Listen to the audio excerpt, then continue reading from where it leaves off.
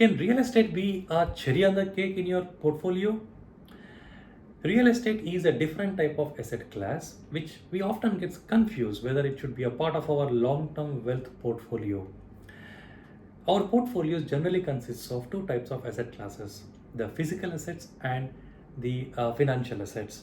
The physical assets are the tangible ones which includes gold, silver, real estate, etc. The financial assets on the other hand are the intangible ones which includes FDs, mutual funds, equities, etc. Every asset class gives different rate of return over different periods of time.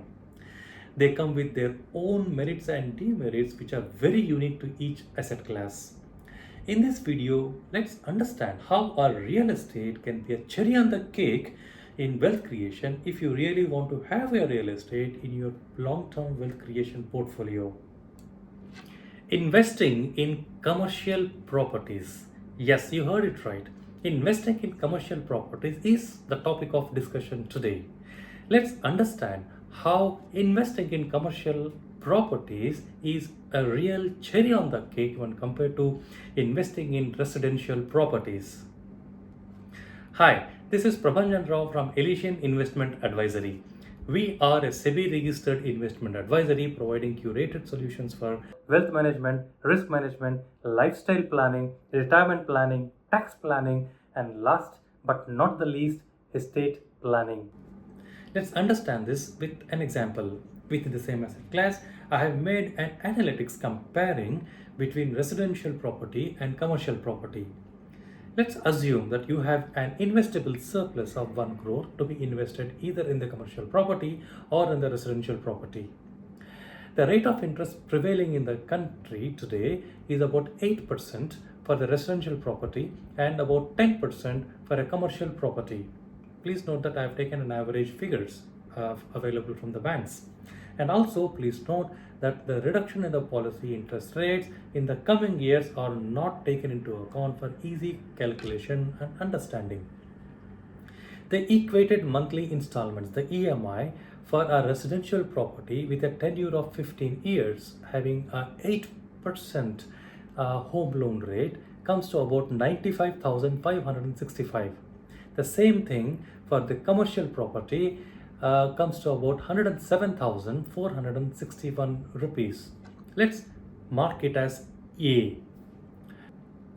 Now let's understand the rental yields. Normally in India, for a residential property, it averages between 2 and 4%, and for commercial, it averages between 6 to 12%. So in this example, we have considered 4% rental yield for residential property and 8% rental yield for the commercial property. The rental yield in absolute figures comes to about 33,333 for residential property and 66,667 for commercial property. And let us consider this as B. What is the net cash outflow per month now? Which is nothing but A minus B, which is the equated monthly installments, the EMIs which you pay to the bank minus the rental yields what you get it from the tenant. So the effective net cash outflow for the month comes to 62,232 in case of a residential property, and in case of a commercial property it is 40,794. Now let's understand what is the total net cash outflow for a period of 15 years. That means how much you are going to pay for a period of 15 years is 1 crore 12 lakhs 1,738 rupees in case of a residential property, and when it comes to commercial property it is 73 lakhs 42,892 rupees. Please note that we have not considered the inflationary effects or the present value of a rupee while making our calculations.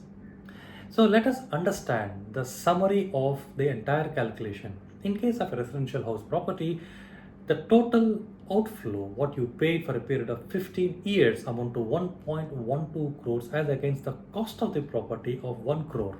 That means you paid a mere 12 lakhs more than what the cost is. In case of a commercial property, you have paid 73.42 lakhs as against the cost of 1 crore. That means here you have clearly saved 38.58 lakhs of rupees. Isn't it a cherry on the cake investing in commercial property? Of course, the market value of the commercial property will also increase during this period of 15 years. Now, why do you think commercial property has yielded such a good savings? It's purely because of the higher rental yields when it comes to a commercial property. So, consider this as a part of an investment portfolio if you really want to have real estate as a part of your portfolio.